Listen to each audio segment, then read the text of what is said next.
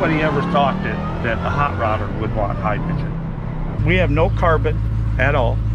We're at Arrington Performance to check out this truck. It says hydrogen on it, and that's not a joke. We need to figure out how this thing works. The mad scientist here is Mike Copeland. I know everybody's probably thinking, oh, it's hydrogen, it has to be boring. Everything that's good for the environment is boring. Yeah. This is a 6.2 liter GM LS. We topped it with a Magnuson 2650 supercharger. It's a LS3 block. It has LSA cylinder heads. All the internals are Fords. It has a K1 crank, K1 rods. It has Weisco pistons, has total seal rings in it. You know, there was just so much unknown. So we wanted to overbuild it to the point that it could, if we messed up and got too much timing in it or detonated it or whatever, that it wasn't going to blow up. So we overbuilt it like crazy. This engine makes 500 horsepower at 9 pounds of boost. Hydrogen has more energy, but it's less efficient to burn, so you need to make some power.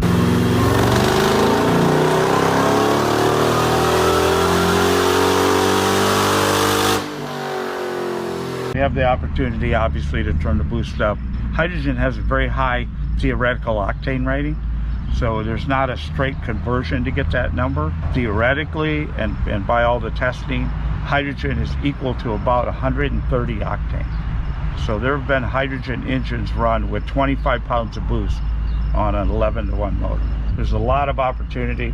We're injector limited, so all of the parts, as you can imagine, are experimental. We're working really hard to have some production-based stuff coming, and it'll be bigger. We have 16 fuel injectors. There are 8 in this block that we machine, and there are 8 in the traditional location down in the blower. So we have to use 16 because they're designed for like a small 3-cylinder motor. Nobody ever thought that a hot rodder would want hydrogen. I'm a hot rodder. I wanted hydrogen. So just looking at under the hood, the only thing that really sticks out is it not being a normal hot rod truck is like this. Yep. What does that do? That's the fuel regulator. So we put, we have 5,000 PSI roughly in the tank. We regulate it down to about 110 PSI at the injector. So that's the regulator. We put 5,000 in, it lets 109 out. This is the coolest thing, because even I was blown away when I heard about this, that it's not boring. It makes 500 horsepower, supercharged. It's a V8. It makes all the right sounds. Yep. Yeah, that was a big question, right? When we started down that path, is what does it sound like? And truthfully, we didn't know.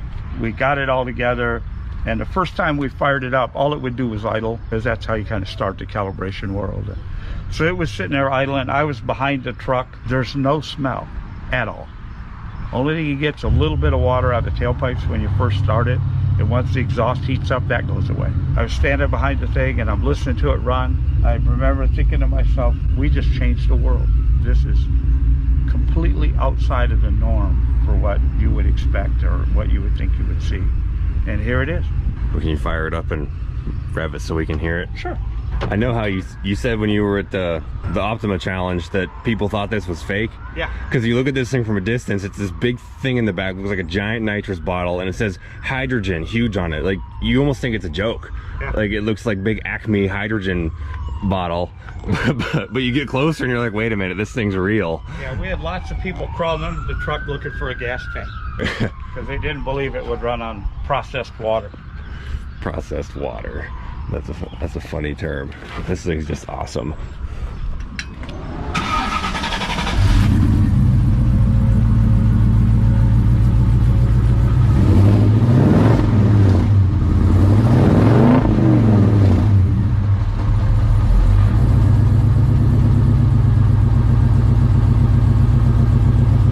Yeah, it doesn't smell like anything. There's no smell. It just smells like... Hydrogen is unique from the standpoint that there's no cold enrichment. So if this was all gasoline, we'd have to put a cold enrichment in it to add more fuel when it's cold. Right. Hydrogen doesn't require that. Huh. All we It's do already is, gas. Yeah. Right? Because gasoline has to vaporize it. You don't burn the liquid fuel. So you have to, when the engine's still cold, it doesn't fully evaporate. So you have to put more fuel into the light ends can evaporate. Right. So you can get the proper air fuel ratio. Because this is already a gas going in right where it is. Yeah. We increase the RPM just a little bit based on temperature to give it, because of the cold of the oil and everything else. Isn't sound awesome. Yeah, it's like regular hot rod truck. Yeah. If you didn't, if I didn't let you see the tank and you got in it and drove off, you would not know. Yeah. Couldn't even tell where the tailpipes were. Now I can see the water coming out.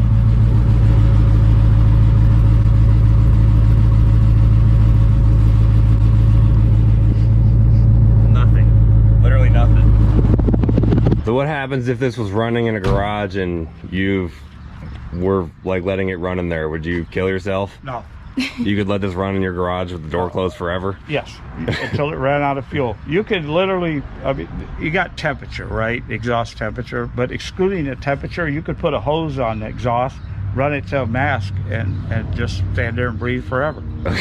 We've run emission tests on it. We ran the EPA certification tests, FTP 74, FTP 75, and USO 6, which are the three key kind of tests to validate where you're at emission wise.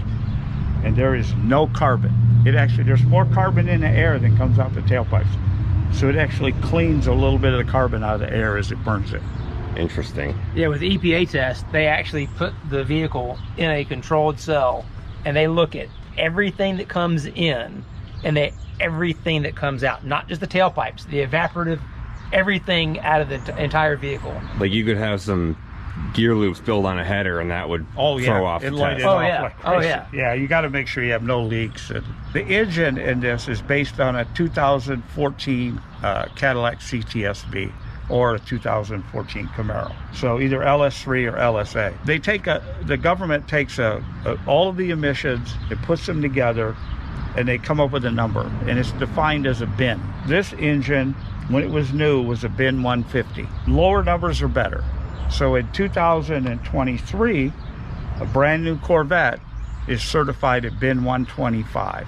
They've gotten that much better. The government regulations have changed that you have to be that much better. Our first run with this truck with no catalytic converters, no exhaust after treatment, no tank evap because we don't evap anything. Right.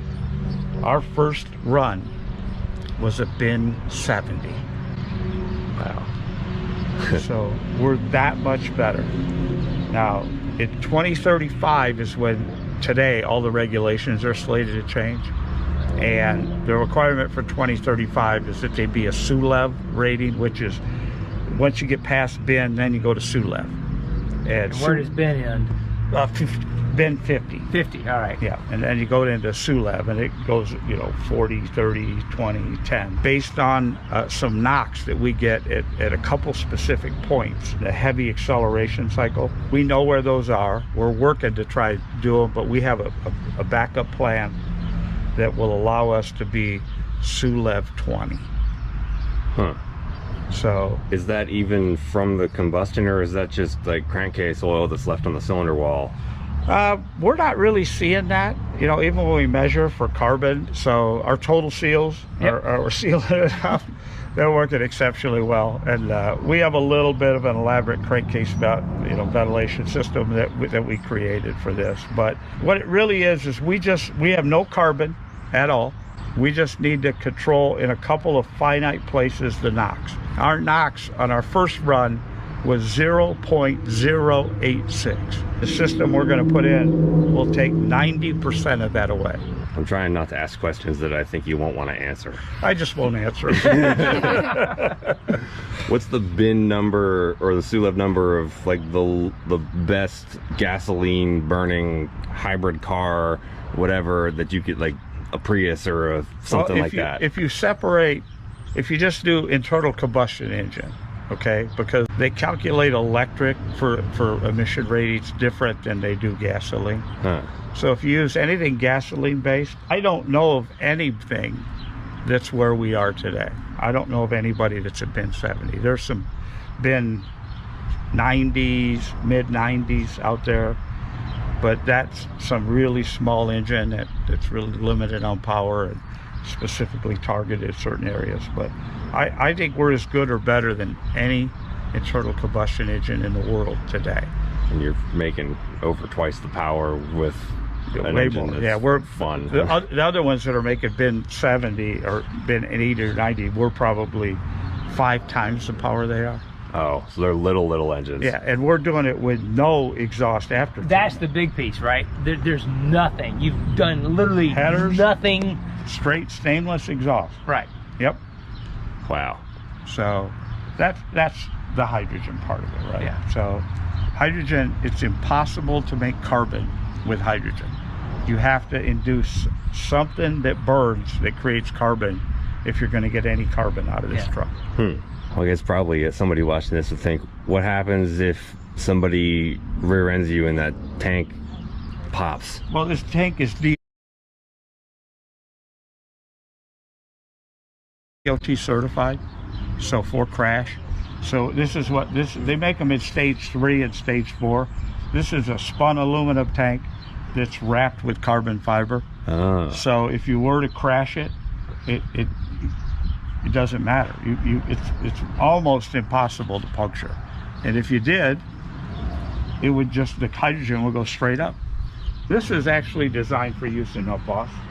Okay. So they use them in a lot of, they'll put a number of them on the roof of a bus. So, but there's a company that builds these, and this one was manufactured in Canada.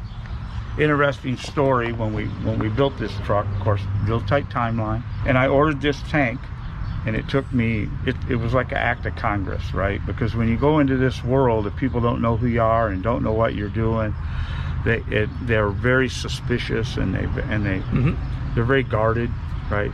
So I finally get through the tank manufacturer. They build me a tank. I get all that. We're shipping it into the country, so because it was made in Canada. Customs seized it because they thought it was a bomb. Right. Yeah. So we made the truck run using welding tanks full of hydrogen. So, but when we showed up at SEMA, we didn't even have a fuel tank because Customs, it actually arrived here on opening day of SEMA. So, but you know, there's so many things like that, and so many pieces of this battle to get this thing to running and driving and get to where we are today. You know, we're not a huge company, right? We're not some well-known whatever OE or whoever. And so when I call these companies and say I need these parts, they're like, what? You need what? Yeah, I do. What are you doing with it? Well, I'm building a truck that runs on hydrogen. You can't do that. Yeah, I know you can't, but we can. I've seen other videos on YouTube. It's weird because there's not a whole lot about this, and I don't even know if this video will get a bunch of views because I think somebody might like manipulate it behind the scenes. Hopefully not. But the popular videos about hydrogen are the people saying bad stuff about it. That it will sit in your tank and go away after 3 days or something like that. Because they don't understand permeable and they never engineered for it. There's liquid hydrogen, there's gaseous hydrogen. Right? Liquid hydrogen has to be maintained at a cold temperature like -128. In the past, BMW did some work where they did a liquid hydrogen car, and they actually used the hydrogen to create the cold to keep the tank, to keep the hydrogen as a liquid. So that actually depleted it over time. If it sat for 2 weeks, it would empty the tank, right? If you're using gaseous hydrogen and any of it ever comes out, it depletes, it's because you have a leak. It doesn't require to be maintained at any temperature. Hot, it builds more pressure than it does cold, but it doesn't require any specific things. In a gaseous state, you can use it at 350 bar, which is where we're at. You could do 700 bar, which is where, like the Toyota Myra, the fuel cell car, that's where they're at. And then there is a 10,000 PSI rating, and but that's not very popular. As an example, every Amazon distribution center in the world, as well as every Walmart distribution center, all their high-lows run on hydrogen. So they're all fuel cell. So they use hydrogen to create electricity to run the trucks. So they manufacture it on site, refill on site, and that's what they do. So people don't know about it. They don't think about the fact that hydrogen is all over the place. They just think that it's the Hindenburg. Yeah. Well, about you said the people that have all their negative comments about stuff, hydrogen on YouTube and stuff in the different videos, and you know, we've seen the guys with the whiteboard and they tell you why this Engineering explained. Right, yeah, it's okay, this won't work. I watched that video too, and I'm watching it like, this guy hates hydrogen, he hates ethanol, this guy hates everything. Right, but the reality is like, hey, don't tell the engine that it won't work because it doesn't know any better, but it's working, right? It's like, I get it. This is what you used to think in theory, right? You're mathing all this stuff out, and I'm not against that, but the reality is that engine doesn't know that. It's working. It does all these things that everyone says it can't.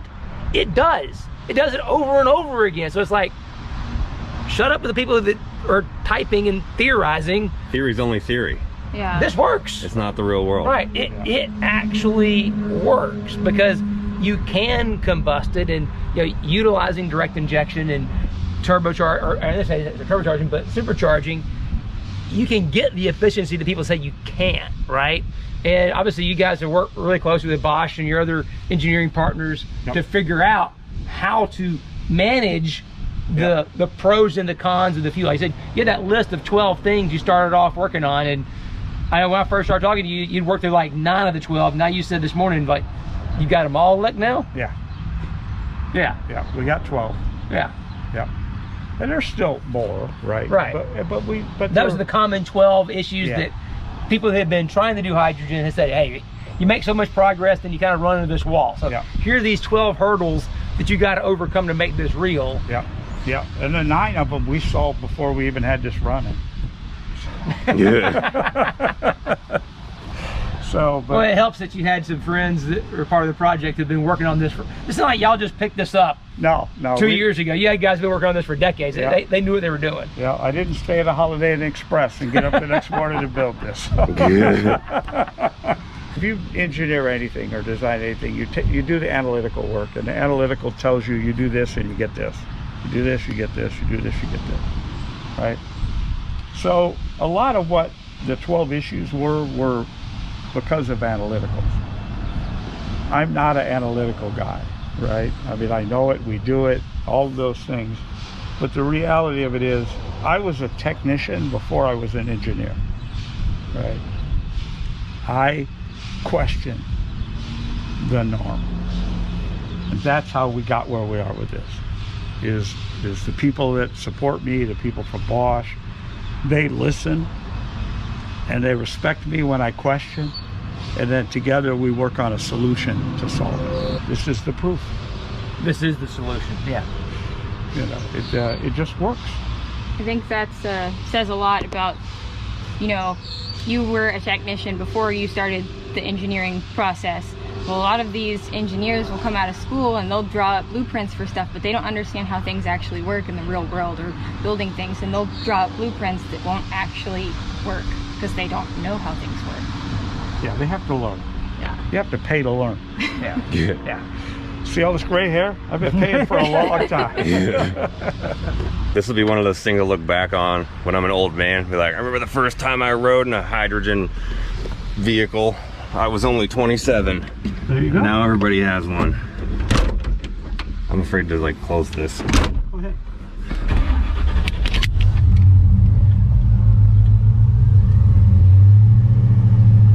This is T56? It's a TKX. Okay. I guess I could have looked at that by looking at the knob. That's okay. You guys built the Hellcat Charger for Roadkill, didn't you? We did, yep. Yeah, that was the first I had heard of Diversified Creations. That was the first ever Hellcat swap in the world. So you got a long history of being the first ever something in the world. This is just part of it. I did my first LS swap in my barn in 1999. Wow. Were you working at GM back then? Yeah.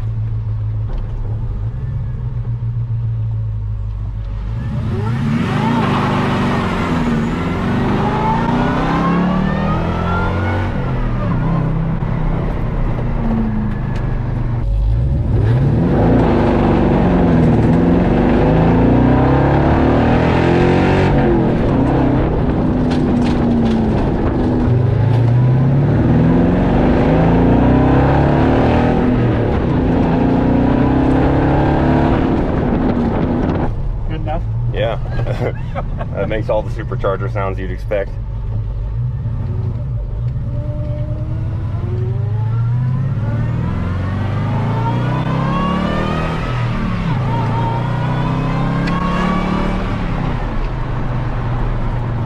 did you choose this truck?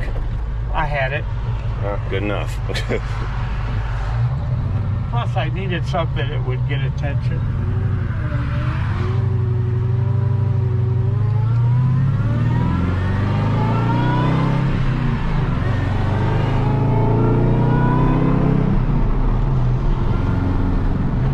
It handles good. Yeah. What kind of suspension you got on it? It's a full TCI chassis. Oh, wow. Involved with all fueling wad, double adjustable coilovers. It's got bare brakes on it, 14-inch rotors, 650 calipers. It's got a McLeod clutch in it. It's got a Moser rear axle. It's a 350 ratio with a Detroit True Track. Take that, haters. You would never ever know. You would never know. It makes all the right sounds. It makes power. Yeah, handle it. Honestly, this thing won't work. It won't run. It won't go. Huh? How about that? This thing is faster than what you would expect a truck that looks like this to be, because most of them are just, you know, they got a 5.3 in it and some Flowmasters or something. They're not making power. They're just looking cool. Yep. Well, obviously you can tell when the blower comes on, and yeah, we're only at 9 pounds of boost. So when we get bigger ejectors, we'll turn that up. So I think it's realistic to make 600, 650 maybe with this. And this is a kit that you plan on offering so other people can do this to their Yeah, so cars? what we're working on for this type of package is that I'm working with the EPA. We're going to certify it for swapping into kit cars. So if you build a new kit car, we want to be certified for that. So people will be able to buy this package and bolt it into their Corvette Grand Sport kit car, their whatever, Cheetah kit car, their off-road dune buggy. I think this is the future of motorsports, I think it is too. because EPA can, if there's no carbon, if there's zero emissions essentially, this is a way for motorsports to be able to take off the street, off the lot streetcar, convert it to go racing and not damage the emissions. So all the stuff about the whole RPM Act and all that whole fuss, Yeah. like where the EPA isn't happy with racing, this is the solution to it. It makes it where people can go buy production cars, they can convert them. You can actually build custom built race cars. I mean, NASCAR should be looking at this versus anything else. Mm-hmm. This is where it needs to be, because it's the answer. Right now, I think it's the only answer. Electric cars are fast for a little while. I mean, I have a customer with a Tesla Plaid, and the thing's horrifyingly fast, like the first 3 times you step on the pedal. And then the 4th time, it's nowhere near as fast. And if you run it hard like that, it depletes the battery in no time. You gonna Plus, switch cars halfway through the race? there's no sound. Yeah, that's, Right? that's the Yeah. lamest part. Yeah, it's the lack of the sound. Ford built a Mustang with an electric motor in it, one of their Cobra Jet cars. It runs mid-8s, right? Mm-hmm. I go to Las Vegas Motor Speedway every year at SEMA, right before SEMA for the NHRA race. When they make a pass, the line gets long at the beer tent because nobody cares to watch it. Yeah. Right? It just goes, you hear the tires squeal and it goes, nobody cares. No, Right? it's passionless. Yeah. Yeah, the sound, I mean, think about it. People complain in Formula One about, from the V10 era to today, that it's not, the sound isn't there, that it's muffled, it's just not the same passionate. There's no personality. Right. To me, this has got that guttural sound, it's acceleration, it's combustion, you hear it, you feel it, it's all the things you want in a competition type engine. So to me, it's like, yeah, this is what motorsports should be looking at and adopting as our future, so that we can be compliant with what needs to happen in the rest of the world. We can still go race, we can still have fun, and we can do it clean, you can do it with hydrogen. And oh, by the way, it's only the most abundant element in the universe. There's no shortage of hydrogen anywhere. Yep. Is the technology there for someone to have fill stations at their house? Like, as this progresses, could you have the thing to produce your own hydrogen at home? Ultimately, you will be able to. Not right now. You know, the thing you still don't want to forget, that hydrogen is explosive, right? If you hit it with some kind of flame, it'll burn, right? I get people that call me all the time because there's a lot of information on this and what we're doing out there. And I got a guy that called me 2 weeks ago, and he wants to take hydrogen and spray it above his carburetor, and thinking that the engine will pull it in and it's going to work. I said, no, don't do that. He's like, well, no, I think it'll work. I said, if you're wrong, you're dead. It's that simple. Yeah. Right? This requires trained professionals to do this, experts in the field. You just don't go off and half do this, right? It'd be like making your own dynamite. Yeah, right. Yeah. I'm going to mix up a little nitroglycerin because that sounds like fun. Yeah. Yeah. You know? And then there's a big hole where your house used to be, right? But you have to do it safe. You have to do it with the right level of components. We've gone to great lengths to engineer every component that's in this vehicle, and we've gone to tremendous amounts of safety. We follow, so Bosch, General Motors, a number of Society of Automotive Engineers all have defined safety practices for working with hydrogen. We follow all of them, right? It's not worth it to me to have somebody that works for me or myself or whatever to get hurt. It's all of the development in the world and all of the technology in the world and all the accomplishments aren't worth a human life. Absolutely. So you have to do it safely, and that's what we do. This thing all started with a retirement party, and then we're sitting in the conference room afterwards just BSing. Mm-hmm. Well, in 2011, I built a car for Jay Leno, a 2011 Camaro with a twin turbocharged direct injected V6. First time direct injection had ever been turbocharged. Bosch did the ECM for GM in that car, so I had contacted Keith and we had worked together to build Jay's car. Okay. Part of our deal was that I supplied him with an additional set of parts so they could use those parts to build a car of their own. Because as they said, when you go to meet with an OE or a big manufacturer or whatever, it's one thing. He said, everybody comes in, does these beautiful PowerPoint presentations, talks about all this stuff, but he said it's one thing to do that, it's another to saying if you want to drive it, it's in the parking lot. Right. Right? So they built that Camaro, I helped them put it together. They still have it from 2011. So we got on the subject of, you know, hydrogen and all kinds of other stuff, and they asked if I would be interested in converting that car to hydrogen. So we talked about what they wanted out of it and what their plans were, everything else, and it just didn't make sense to do that car. Okay. But I had this truck sitting on a hoist. It was really just a cab sitting on a chassis, nothing else done. And I said, what if we build this truck? You support me with what you know about hydrogen, I'll take care of all the rest. We'll build the truck, we'll build the engine, we'll build all the fuel system components, you support with injectors and ECM and some calibration support. And let's build this and we'll debut it at SEMA. I have a deal with Redline Oil where every year I put a new car in their booth at SEMA, so most people aren't lucky enough to have that kind of guaranteed spot. Right, yeah, exactly, yeah. Right, but Redline's been a great supporter for a long time. So anyway, we agreed to do it. So we set about building a truck. It took us 10 weeks to build this. That's body, paint, interior, engine, chassis, full. I mean, 10 weeks from the time we started until we fired it up and took it to SEMA. It's been a battle. We've learned so much. I have some great people that help me. My chief engineer, Al Butlin, phenomenal, and he has so much knowledge and so much skill, and it was things like, if you've never been in hydrogen, it's the smallest molecular structure known to man. Right. It's also the lightest element known to man. So if I release it, it goes straight up as fast as it can travel, right? If I use traditional like stainless fuel lines like we use in cars or hot rods, it will permeate right through it. Yeah. To keep that hydrogen inside a stainless line, it has to be 1/4 inch wall.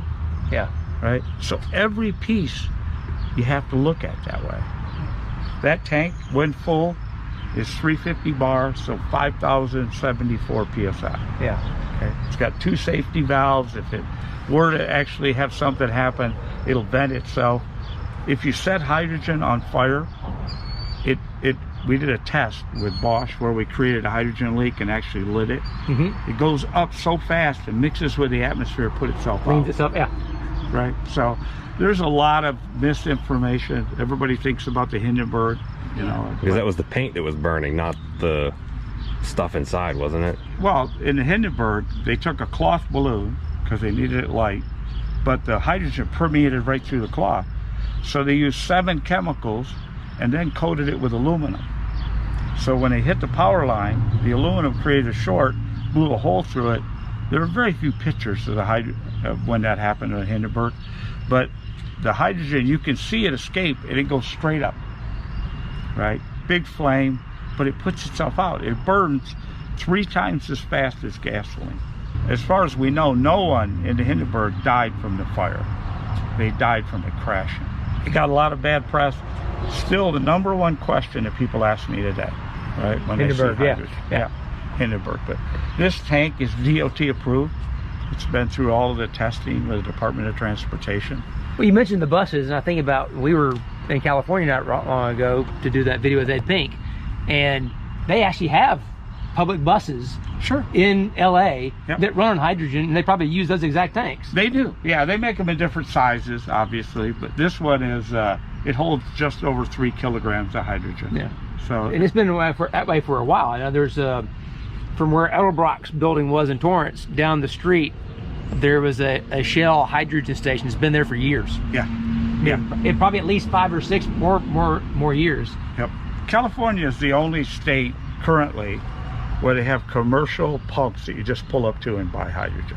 There's a lot going on with it. They're building a bunch of them and it's coming. I know in this channel we typically do history videos. This is more current, but I believe that this is history in the making. Like we said before, a lot of the popular videos on YouTube about hydrogen are ones that are saying why it doesn't work. Well, for every great thing, there has always been a million people saying why it doesn't work, why it can't work, why it's a bad idea, blah, blah, blah, blah, blah. And then it takes one guy to look past that and actually sit down, do the work and figure it out, get away from the chalkboard and get a wrench in your hand and just do it. Now there's a lot more stuff we talked about off camera that we can't tell you, but you'll find out about it in due time. And as a car enthusiast, I think it's our duty to make sure people know about this. So send this to a friend, post it on your social media pages, do whatever you can to get this out there, because the system may not do it for us. I don't think it's in our favor when it comes to this topic. Hopefully you feel like this history in the making too, because I do. Hair on my arm standing up right now. We are not at the mercy of the fun suckers. Not at all. It got stupid one person at a time. It can get better one person at a time. Be that one person for your circle. It will change, but nobody's gonna come out of the sky and just fix it. It's a one person at a time, one day at a time deal. And it's gonna take all of us. And make sure you subscribe so you don't miss any of the awesome stuff coming up. And check out all the stuff we've already done. Lots of technical, lots of history, lots of racing. Sneak peek of the race car back there for those of you who watch everything we do. Has not been shown anywhere yet, but we're getting there.